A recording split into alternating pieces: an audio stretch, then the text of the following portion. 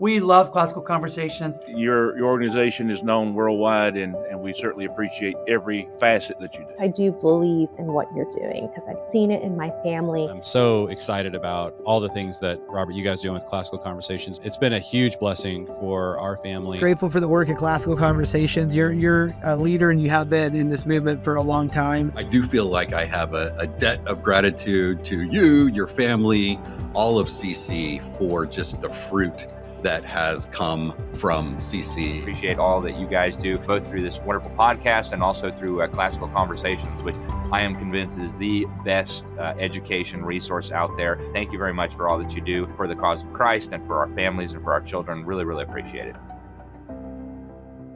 Hey everyone, welcome to an exciting in-studio Refining Rhetoric episode. I am here with Will McCreary. We have a special announcement at the end of today's episode. You won't want to miss it, so be sure to tune in. It's really exciting. It's one of the most exciting things we've done at Classical Conversations in a really long time, so be sure to listen to the whole thing. Today, we're going to be, of course, talking about Bitcoin. We're going to be talking about the bond market. We're going to be talking about what's going on in Japan and how that is affecting your life today and all sorts of things. So without further ado, I'd like to welcome Will McCreary to the show, and let's jump in. Thanks, Robert. Pleasure to be here. We're going to be talking about crypto today and Bitcoin, what's going on in the market. Just to be fully transparent, we're talking on Thursday, May 22nd at 2:45 p.m. Eastern time. And you kind of got to give a time and a date when you're talking about crypto because this thing moves quickly.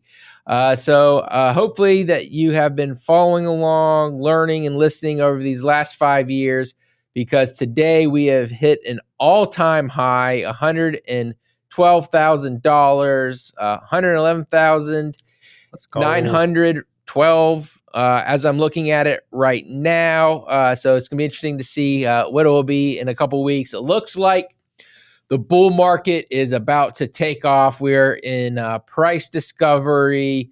Bonds, there was just a bond selling by the U.S. government. It went poorly. Interest rates are going higher. We've got some things going on in Japan that might not be sustainable.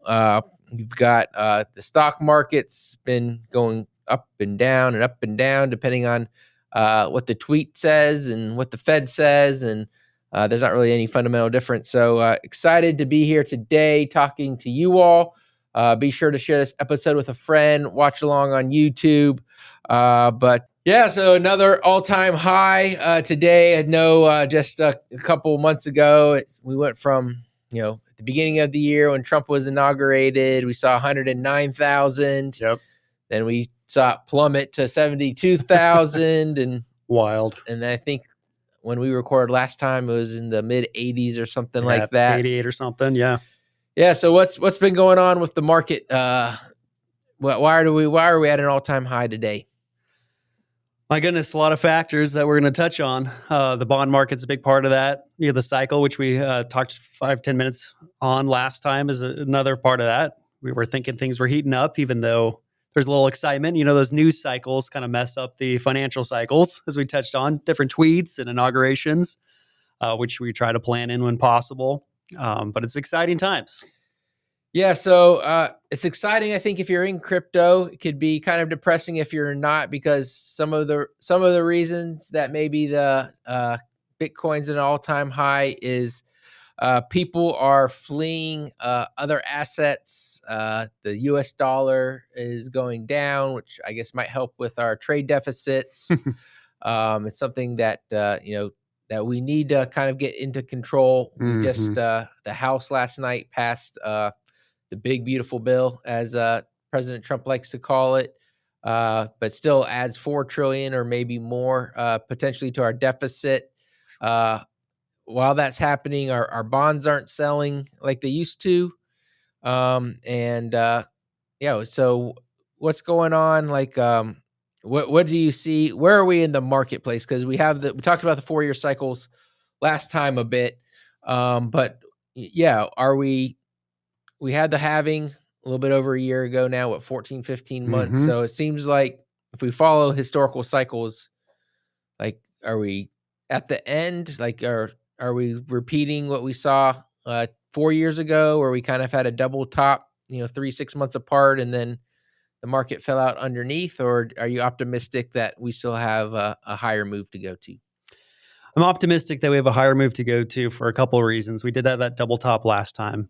It should be noted, though, that this was so far probably one of the most extended cycles that we've seen, which makes sense because as an asset class moves along in progression, usually those cycles do slow down. Stability comes in. Back in the days when Bitcoin was jumping from $200 to $2,000, I mean, those jumps were significant. We're not seeing that anymore. Obviously, Bitcoin hasn't jumped from $100,000 to $2 million, No. though we would probably appreciate that at times.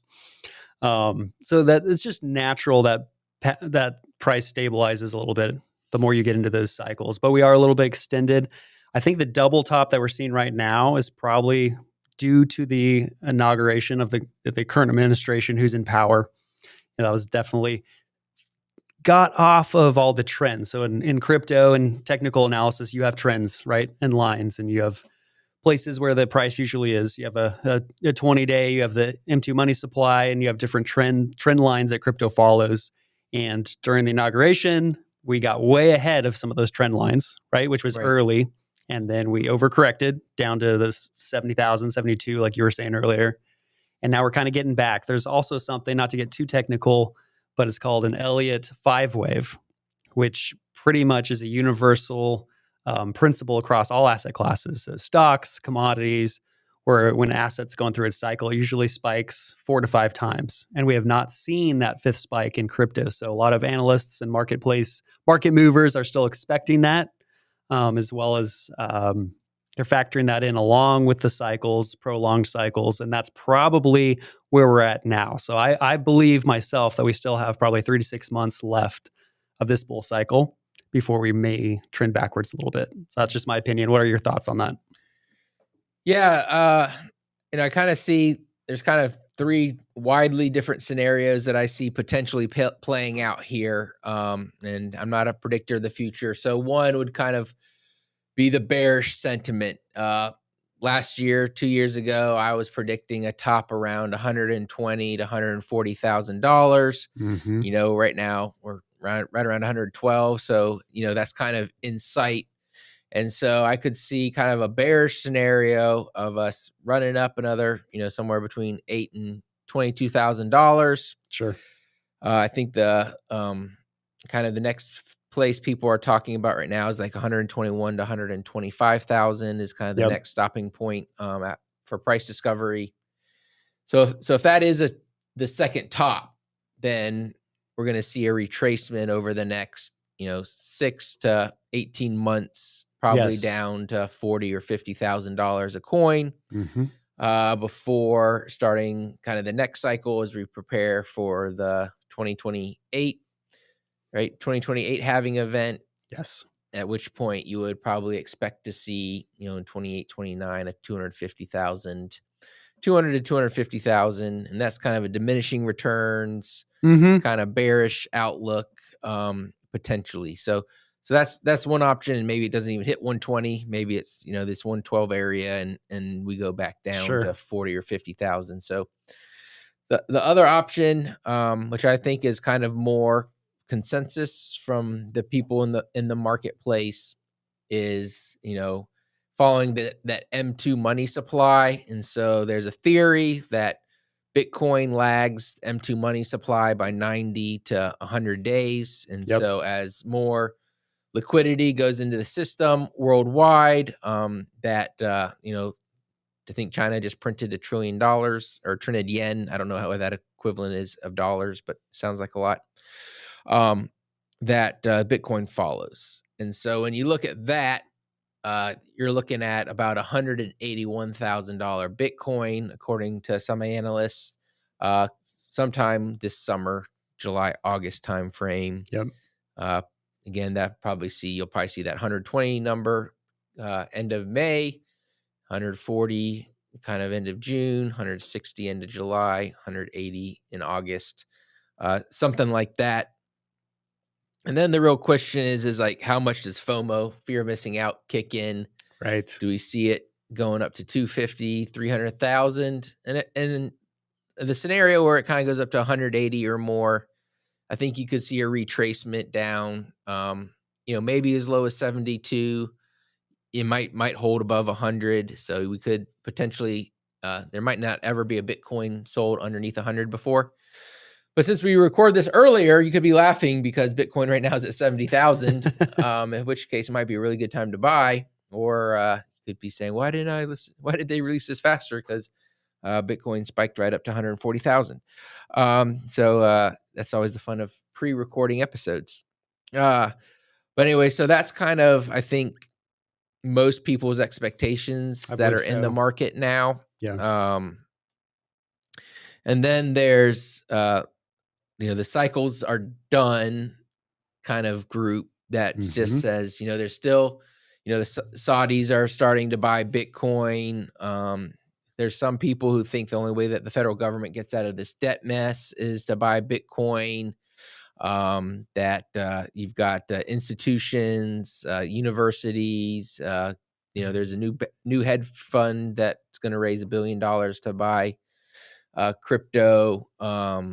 And so if all these institutions and all these different groups start buying and MicroStrategies keeps buying and buying, you're not going to see prolonged sell pressure. And so, Right. I mean, we did see it drop from 109 to 72. That was like a 36 something percent drop. So you could maybe see that again. But in that case, maybe we have Bitcoin at $500,000 to $1 million a year from now. Yeah.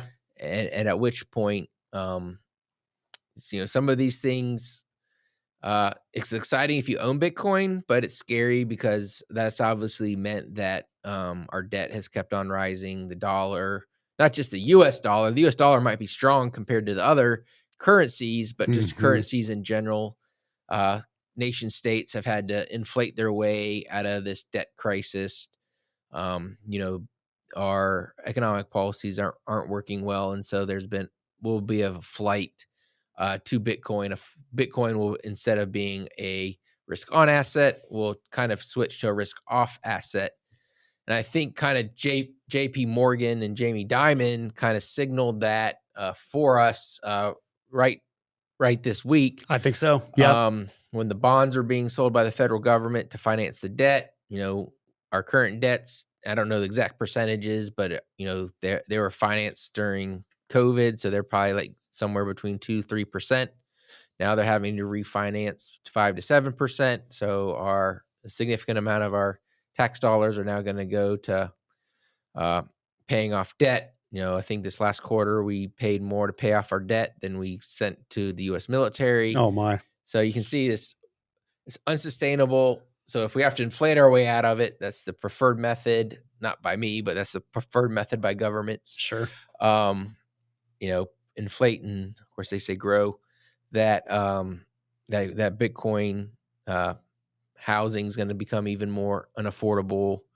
Assets are going to continue to rise, so we'll continue to see all-time highs in the stock market because those are things that can protect you from inflation.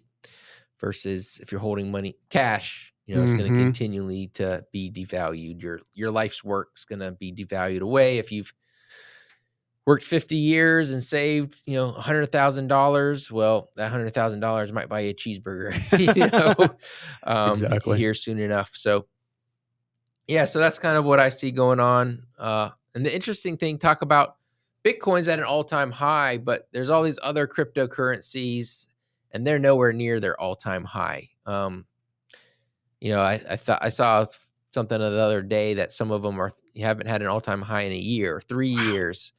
I know I was just looking at my own portfolio and some of those altcoins that I was kind of went in on. The last time Bitcoin was at 100,000, they were 30% higher than they are now, and Bitcoin's at 112,000 or whatever it is at the moment.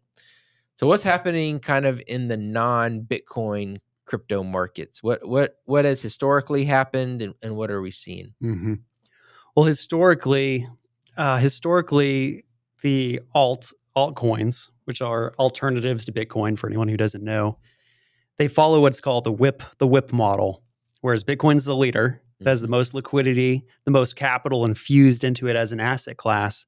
Then once it hits its all-time high, investors usually take their profits and then they start rolling them, right, for about 3 to 6 months. Well, I think it's about 2 months after they start rolling those profits into other coins that have a large market cap, all the way down to the smaller ones. So it's kind of a whiplash effect. Starts with Bitcoin, and then over the next 6 months, as Bitcoin starts to sell off, which is just natural at the end of the cycle, starts coming down. That's when we've seen the altcoins really take off and appreciate against Bitcoin. And sometimes it runs up against Bitcoin by, 3 to 10x historically. Again, the law of diminishing returns might affect that a little bit differently this market, but I think most all analysts, whether they're in your first scenario camp, second or third, probably agree that model will probably continue this cycle. The only thing that could maybe stop that is your third scenario, which I would call the adoption phase, right? Well, if this just gets adopted, if we do default on US bonds, or if something crazy starts happening where they go, okay, the only way out is to have a digital dollar, which is scary on a lot of fronts. But there is that moment where you do have an adoption of a new whatever it is, right? If we say, hey, this is the time to change our currency, to have a new type of currency that's digital, there's a case out there in that adoption phase where they will roll out a digital token. Bitcoin gets adopted, and the utility is that it would back the new financial system. So it'll be interesting to see what takes place here. Hey everyone, one of the coolest things about being CEO of Classical Conversations is just our alumni and all the cool things they're doing. And I would like to tell you about this opportunity from 3 Division Design and Animation. They've worked with huge studios and they need talent, and they actually are willing to help train you and your family. Maybe your student who loves 3D design and animation. They've got classes. They're delivered classically. So 3 Divisions is a 3D art and animation studio with real industry experience working with brands like Disney and Warner Brothers.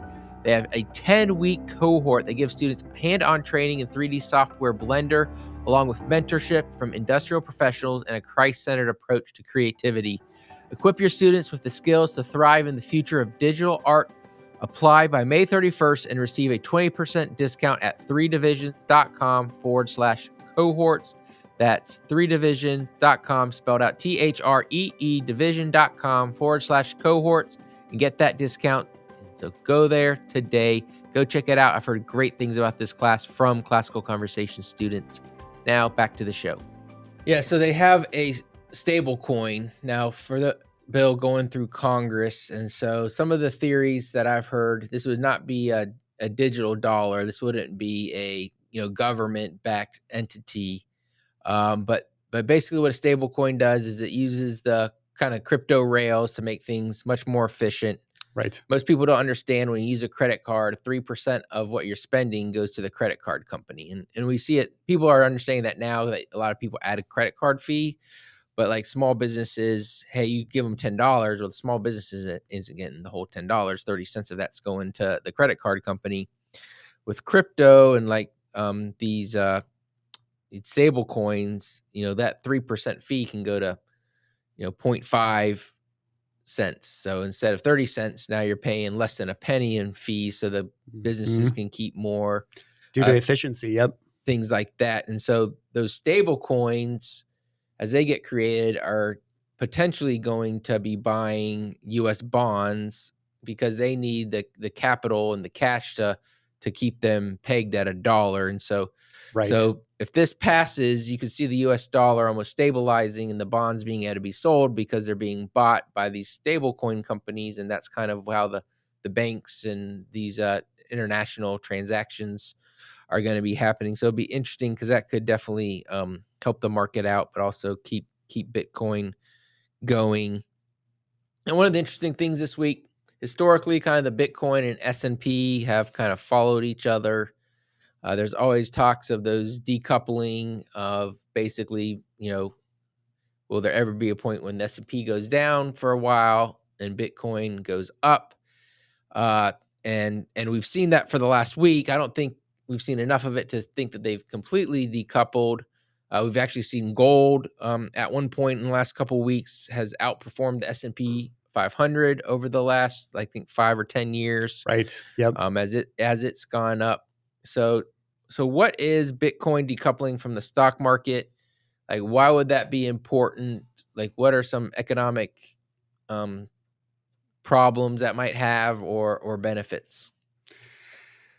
Yeah, it's very interesting because it's interesting that you brought up the Jamie Dimon comment as well. I wrote that down for this. Basically, they just a few days ago, this is tagging on to your point, he opened up Bitcoin to all his investors after they got news about Moody's, right? Which is a credit agency that evaluates countries around the world, right? And he was going, as soon as that yen trade started unraveling, he was going, oh my goodness, we got to open up Bitcoin to our investors. So there's signals, like you're saying.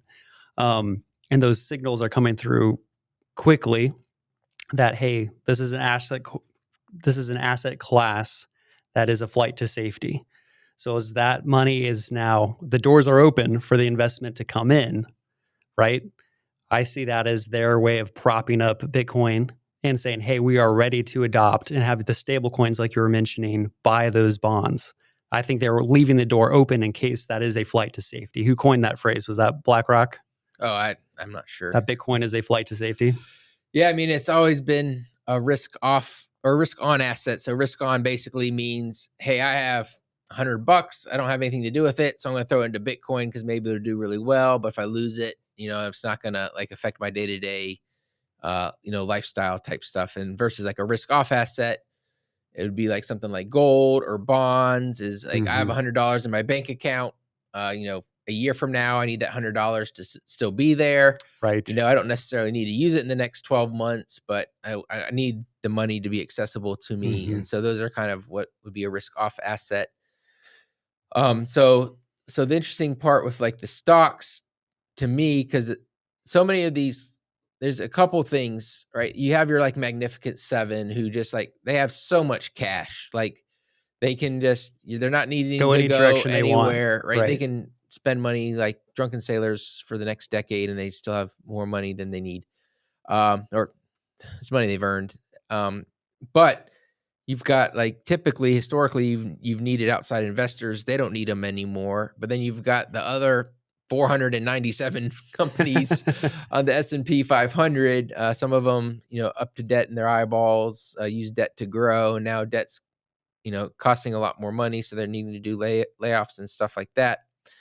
So it's going to be interesting to see because if the big issue why big money hasn't gone into crypto today yet is because of its volatility, right? If you're 100%. Right, if you're a CEO or CFO of a Fortune 500 company and you put $1 billion into Bitcoin and a year later it's worth 300 million or something, whatever, 30% of it because it's a bear market, you're getting fired. So if it's kind of like the old saying, if you buy Microsoft, no one's going to fire you, right? But now it's like, okay, if they're not putting their money into bonds, but they're putting it into Bitcoin because they see this mass adoption coming, like it's really going to destabilize the market. And you mentioned earlier this yen carry trade. So what is this yen carry trade? Can you talk about that a little bit? Yeah, absolutely. For any listeners that aren't aware about what this yen carry trade is, I'm just going to read off this following statement and then we'll get into it here. So this is from officialdata.org. The yen carry trade involves borrowing in Japanese yen at low interest rates, and that is reinvested into higher yielding assets such as American bonds in the name of stability, because that's what nation states want, right? They'd love to gain, but at the very least, they want to preserve the value that they have in their treasuries, basically. So that has been historically what has happened for how long? Decades, if not hundreds of years. Yeah, I mean, the Japanese for a really long time have kind of almost propped up the US economic bond market in the U.S. bond market. So kind of how that would work would be like, let's say that you want to borrow money from me, and I say, hey, I'll give you money at 7%. Don't go to the bank. I'll give you a loan at 7%. So for me, now I don't have the money, so I go to Will, who's Japan, And I say, and Will says to me, "Hey, Robert, I'll loan you the money at 4%." And so I borrow from him at 4%, and then I loan from you at 7%. I'm taking a 3% yield, and I'm happy because I'm making money, pretty much risk free. You're happy because you're getting a good rate, and you're happy because you've stabilized your economy. But Japan has had this kind of baby cliff for much longer than everyone else. They have an aging population. They're young Right, people. right. Like the government's trying to bribe them at this point to have babies, and they have no interest to have babies because it's been basically rooted out of their culture. And so, what is Japan having to do now, and how's it messing up the markets? Well, they were very clever in how they set up this trade because they could unwind it at any time.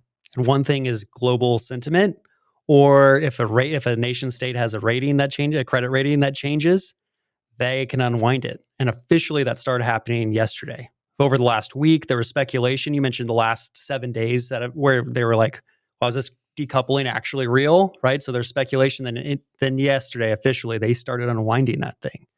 So going back to your decoupling comment, because I think it relates directly to this, usually for the decoupling events, it was just a tweet, right? Or an X post, right? Elon or Trump and Bitcoin would spike. Maybe the stock market was down that day. So everyone was like, oh, it's decoupling. Not the analysts, but the general public was like, did it happen? And it was just a one-off event. So that happens a lot. But never before has there been a solid week of decoupling. So all of the analysts, economists, everyone yesterday was like, wow, we've seen 5 business days and 7 straight days, because the Bitcoin market's trade 24/7, 7 days a week, right? Unlike most of the market. Yeah. And they were like, this was the first straight 7 days where we've seen the stock market go down or have high volatility, and Bitcoin just was slowly climbing and then started spiking at the end. So that probably relates directly to US bonds into this trade that we're talking about. Yeah, so could be scary, especially if you're not in Bitcoin. So, I mentioned 3 potential scenarios, and we've talked about dollar cost averaging. You can go back to some of our old classical cryptos. We even went back when you went back to the all-time high. Like if you had invested at the all-time high back at the last cycle, and it just continued to invest the same, whether it's $20 a week or $50 a week, even when it was back to like 50,000, when you start at 69,000, right? Like you were up like 30-40%. Now we're at 110. If you had continued that strategy, you'd probably have doubled your money by now, if not more than that. What would someone who's this isn't financial advice, but if someone said, how should I go into Bitcoin at this point, knowing that it could either be going down a lot very soon or taking off to the moon? What type of strategies should someone be looking at if they said, hey, I got $1,000, should I put it into Bitcoin? Should I be putting it into alts, since they might be running soon and Bitcoin seems so high, but we don't necessarily know what's going to happen to alts? So yeah, tell us some things that you would be looking at if you were in that spot. Absolutely. Well, if you're in that scenario at home, this is the podcast to listen to today. So thank you for bringing that up, Robert. Bitcoin's fractionalized, right? There's 100 million Satoshis, and those make up the divisible units of a Bitcoin. Just like a penny's 1/100th of a dollar. Yeah, dollars divisible by 100 pennies. Exactly. It's the same concept. But that is fantastic, because whether you have $5 or 500 or 50,000 to invest, you still have the opportunity to do that. So that is really exciting. And if this does become a part of the new financial system, that should give hope to a lot of people. So that's one thing that's nice, is just to know that it's fractionalized. Second, we are probably heading toward the end, if Robert's first or second scenario is accurate, heading towards the end of the cycle, and it's coming down. That said, dollar cost averaging, if you have a vision for long-term investments, long horizon of 4 years plus, you really cannot lose dollar cost averaging. So if I had $100 or $1,000 right now to invest, I'd probably put in $250. Not financial advice. I would just layer in slowly, because over time, I read it in the Wall Street Journal a couple months ago, Bitcoin on average, if you average out its life cycle since its inception, it has grown 43% year over year if you average everything out. So in that scenario, how can you lose? Well, you can lose in the short term, but you cannot lose in the long term. Long term being 4 years, like I said. So those are 3 ideas that might help you develop a strategy. Layering in is always important because in scenario 1, we're also going to that Bitcoin conference. There's a national conference with big speakers every year. Yeah. Bitcoin has traditionally dropped 5 to 10, 15% after that conference. And that has sometimes marked the top every 4 years of the cycle, So it's layering in is always important, but to know that getting in and holding is just a strategy where you will never lose in this asset class, at least, from inception to today. It's always smart to layer in. So I'd say be cautious at this point in the cycle, but go ahead and still do it. That'd be my advice. Yeah. I was looking like a month ago, and I think only like 5 times in the history of Bitcoin has it been less a year from now than it was the year before. Wow. And only 1 time has it been less 2 times in a row. And that was this past cycle. So if you had that $1,000 to invest, what would you be doing over the next 12 months? Yeah, I mean, I've had people calling me and asking me. I wouldn't do it. I mean, if I wouldn't do it over a 12-month time frame at this moment, just because I think the downside potential at this point might be 40% versus the upside potentials a couple hundred percent or 500% even potentially in like the most bull case scenario. But I think we will know the scenario over the next 2 or 3 months. So I agree. I would say look at what you want to do. If I want to put $1,000 in, I would be looking at, okay, if I'm putting in $250, I'd put maybe $200 in today, put $200 in a week from now and do that for 5 weeks. Yeah. Because, okay, so in the bear case scenario, maybe I'm buying at 112, but then I'm buying at 102, 92, 82, and 82, right? In a bull case scenario, maybe I'm buying at 112, 116, 122, 121, 118, and then it takes off to 140. Exactly. Or better yet, takes off to $500,000. So that's what I would look. I mean, and then I would try to figure out like what can I invest on a weekly basis after that if I have a pile of cash right now. And then again, don't need to spend it in the next year, preferably not need to spend it in the next 4 years. Yes. Whenever I've put too much in on accident or unexpected bills come and I've had to sell, it's always been like the worst day to sell. Means you have the right mindset. Yeah, I'm always cash poor because I'm trying to get crypto rich. So that's what I would kind of recommend. Not financial advice. I don't know what people's goals are at all. I'm not a financial advisor. I don't know what your portfolio looks like. But that's kind of dollar cost average strategy seems to work really well. I mean, that's kind of what your 401k is. You put money in every 2 weeks. You don't care what the price of, the fund is. You just, it automatically gets put in, and it seems to work pretty good over the long run. Well, that's the mentality we're supposed to treat precious metals and gold with as well, right? Yeah. So for the listeners, I'd say put Bitcoin. I mean, someone coined the phrase, I'm not sure if it was Michael Saylor who it was, but Bitcoin is digital gold. Yeah. So instead of thinking of it as, I bought 7 days ago, now the price is down. Right. I mean, examine your mentality before you get in, or as you're considering putting more in. How am I going to treat this? And if you have that gold-like mentality, that 401k mentality, that long-term horizon for the investment, again, just to your point, you can't lose. And in my opinion, you have to have that. Yeah. And I mean, obviously, I don't know what type of events could send it to zero at this point, but at that point, I think we would have other issues going on. So there's a new thing. It's not new at all. It's been around for at least 4 or 5 years. It happened last cycle. Bit a lot of people in the rear end. But Bitcoin lending, when you buy and sell Bitcoin, it's a taxable event. So if you make money, you're paying, whatever short-term or long-term gains are on that. But Bitcoin lending is a way of collateralizing your Bitcoin and getting cash out of the lender. So I'm hearing more and more about this. I'm actually going to the Bitcoin conference next week, so I'm sure I'll learn a lot more about it. But like, what is Bitcoin lending? What are the benefits? What are the risks? Yeah, absolutely. And I'll explain a quick model for the listeners. But I'm excited you're going to the conference. I'm so bummed I'm going to miss it this year. We're expecting a little baby, so it's a little harder to get away this year. But the basic concept is to collateralize, like you were saying. So if I'm the lender and Robert's the borrower, and Robert wants to buy a piece of property, let's say, and you give me a Bitcoin when the price against the dollar is $100,000, Robert can keep his Bitcoin, right, in one piece and not create a taxable event, like you said. He'd have to come to me, the lender, say, hey, I want to collateralize this for a loan. So basically how the model works, and the top 3 companies right now, let me look them up. We have... It's kind of like a HELOC, right? You still have your home. Yeah. You kind of have your mortgage, but you get a home equity line.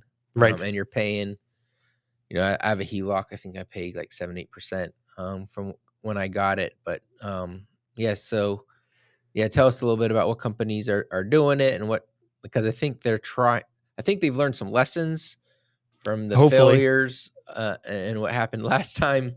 And I'll go into that in a little bit, but what are the companies doing it now?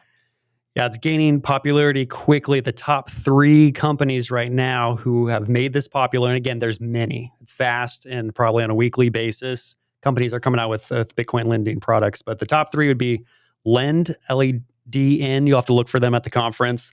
Unchained Capital, I think we've heard a lot about them over the years. They were definitely around 4 years ago. And Debify.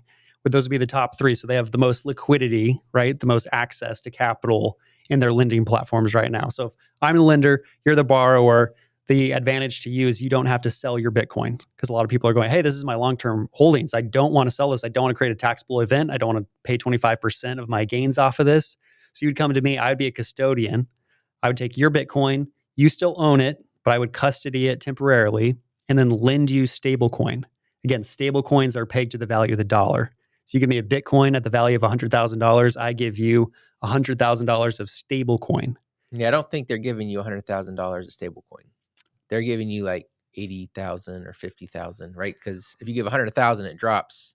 They're going to confiscate your Bitcoin. Well, 4 years ago, they were giving you 50 cents on the dollar. Okay. So you give me a Bitcoin 100,000, I'm giving you 50,000. They are now doing a 1-to-1. At least the top companies are doing 1-to-1 lending, which is new and innovative.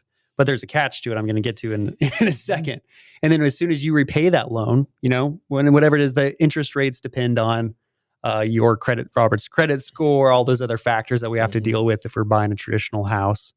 But there'd be an interest rate of 5 to 20% traditionally for that. And then you'd pay it back. When you pay it back, you regain custody of the Bitcoin you own, basically. So it's a huge advantage, in my opinion, to collateralize that. That is an asset. There's a value there. The equity of that value in the end is letting you do your project, buy your piece of land. Now, the catch right now, and I think last time they ran into trouble just with 50 cents on the dollar, 50 stable coins on the 50 cents worth of stable coins on the dollar. Now they're doing 1-for-1.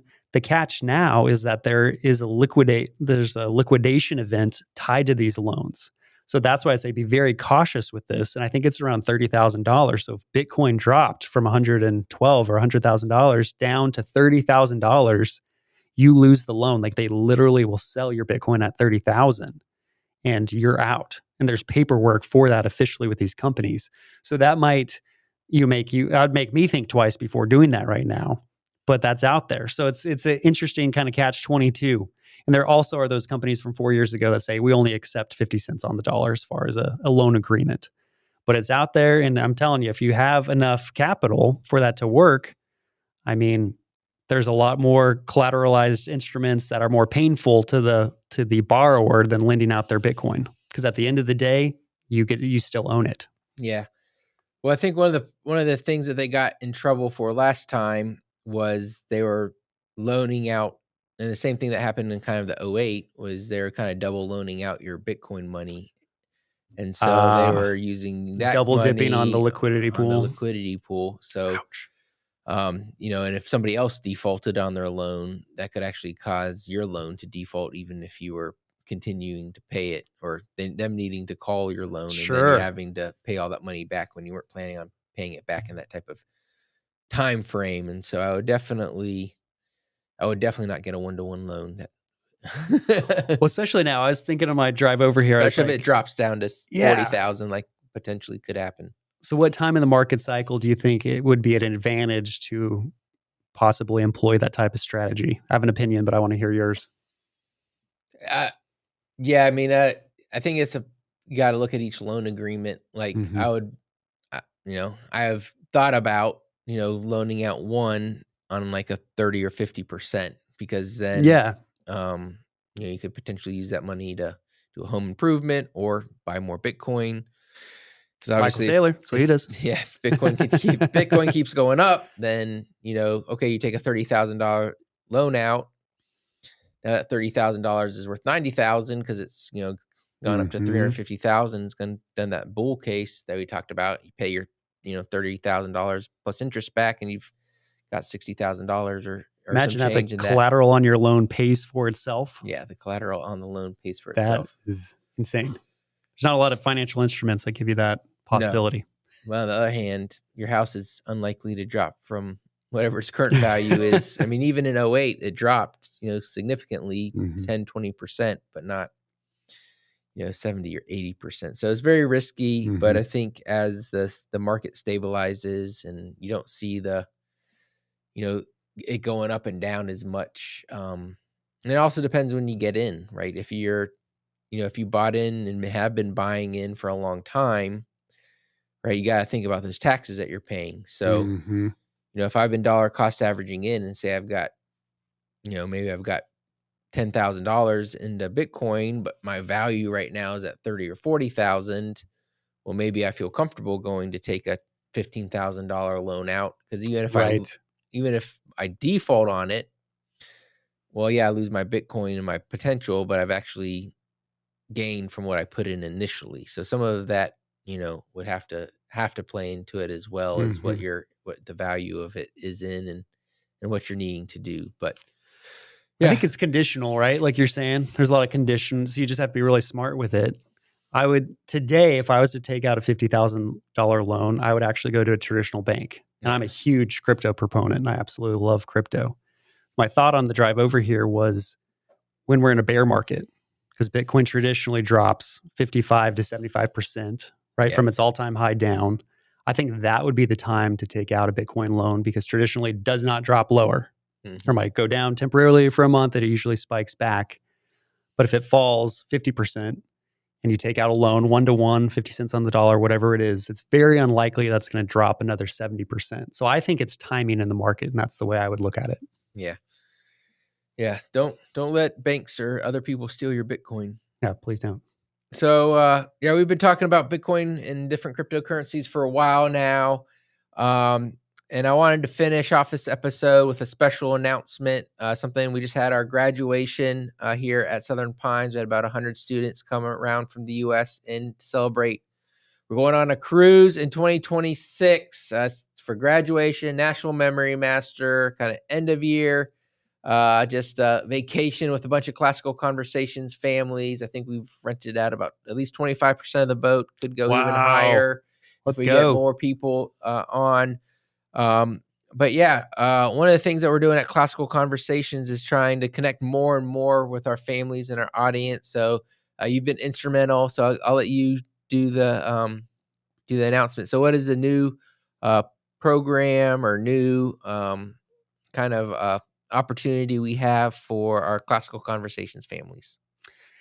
We have just launched an alumni network platform for Classical Conversations. It's a big deal. Classical Conversations has been around for 28, 29 years. It's our first official alumni network. It's just as much for the parents of graduates as it is for graduates, but it's very exciting. We've packed it with value. The mission behind it is to have a place to come back to continue that relationships, the family, the culture that has been developed in Classical Conversations is so near and dear to the hearts of many people. So to provide some value after you're through Challenge 4 is a really great idea to bridge back to Classical Conversations. Some of those value adds that we're very excited about is a hiring network through Red Balloon. 10 seconds on that. It's an amazing company. of mostly Christian companies, but mainly patriotic companies that have similar values to those in Classical Conversations. So to have that network and those jobs and those opportunities to work for a company that you can really get behind is now available through the network. They've partnered with us. It's fantastic. We have student groups, forums, ways for students to connect after graduating. If they're in one of our programs like CLC or CC Plus is a big one, they have places to connect outside of the classroom, which we're getting a lot of feedback that's going to be instrumental. People want it. They want to connect. They want to connect with Robert. They want to connect with other people in the network. So that's very exciting. Again, we're just continuing to add value. Sponsors. We have colleges that are going to be on there. They're going to be meeting with students, showing what the culture of their college is. So it's just a way to have fun, to celebrate what God's doing, and to make Him known across the earth, and to have greater connection together because we're stronger together. So those would be the big proponents of the alumni network. It's very exciting. We're getting new users every single day. So please check us out at ccalumni.network. That would be the web address. All right, ccalumni.network. I'm super excited. You hear from people who graduate, from different institutions, and they're like, I didn't really get a really good education, but I got a really strong network. And that's because some of the benefit of going to some of these Ivy Leagues that are just going to pollute your mind, but you get a really good network. And the nice thing about Classical Conversations is you get a really good education, and now we're going to really, strengthen those bonds of the network. So it's not just your local community, but it's students around the U.S. and around the globe, and being able to connect with each other and grow. So super excited about it. It's been something we've been working on for a while. There'll, of course, be more and more benefits added as it gets more mature and stronger. And so be sure to check that out. Educate yourself on Bitcoin, on cryptocurrencies. Nothing that we said today should be considered financial advice. We are just doing this for entertainment purposes only. If you live in the UK or any of those other tyrannical countries where we're not supposed to talk about it at all, this is definitely not meant for you. So thank you so much for tuning in today.